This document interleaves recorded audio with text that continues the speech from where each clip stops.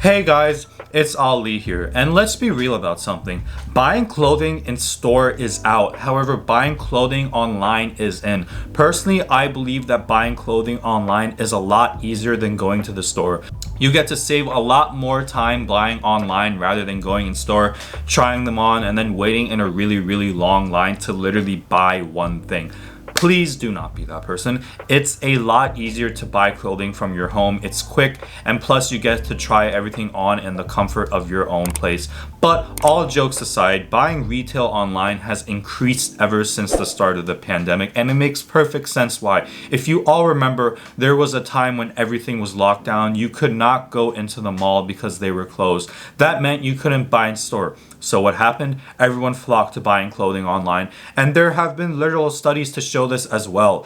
I think in 2020, online apparel sales went up by 16%, believe it or not. It took a huge jump from 30 to 46%.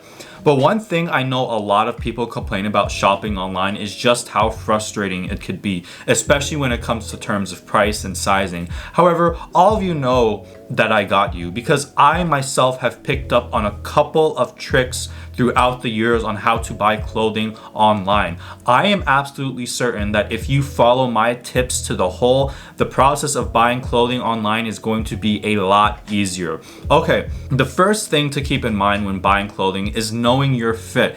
Be sure to know what your size is for the specific brand because sizing is different at every store. Sizes are not the same. Say you buy a medium from one store, a medium that fits you from one store may not be the same size in another store. Basically, what I'm saying is that one size does not fit all. However, if you don't know what your size would be in general, you are in luck because most online stores have a pretty easy way to find out what your size would be. All you really gotta do is go to the select size area, and from there you'll see something that says size guide or something that says find your size.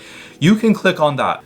And from there, it's gonna ask you some information like your height and your weight and your body shape and stuff like that. And from there, it will determine what size is best. Now, I guess the real question is, should you trust these quote unquote size guides? Wouldn't it be a lot easier to take your own guess on what your size would be rather than having an automated machine doing so?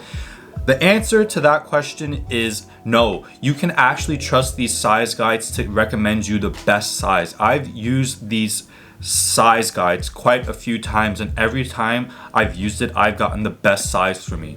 Another thing to consider is to always look at the product detail and how to care for the product as well. Now, this is something that may seem so insignificant and something that you can easily cross over, but I would strongly advise against that. I would encourage you to always look under the material and care section, mainly because from there you can get information as to what your fabric is made of and how to properly maintain that as well. And again, that seems basic, but I want you guys to really pay attention to how they tell you to care for your clothing, because if you don't, it could possibly ruin what you just bought. Now, there isn't anything that is too complicated on how to maintain your clothing. Some brands just tell you to air dry your clothing rather than tumble drying them.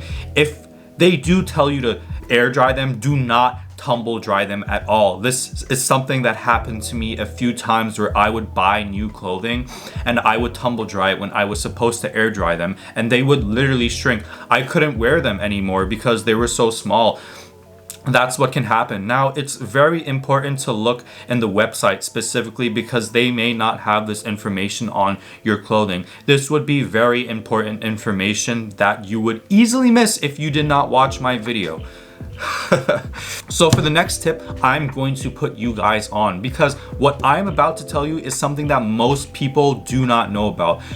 When you are shopping online for something specific, be sure to look at what else the model is wearing. Have you guys ever noticed that whenever you shop online for something specific, rather than just showing the piece on its own, you see a model wearing an entire outfit with it? Again, this is something that seems so nonchalant, but there is an ulterior motive as to why this happens.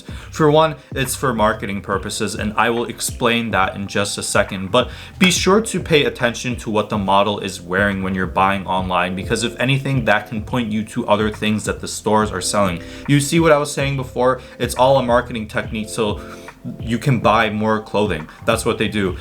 Another thing is that it can also serve as inspiration as to what you can wear it with in terms of making an outfit, which I think can be very useful because it can give you a very good idea of what to wear, especially if you don't know what to wear with it.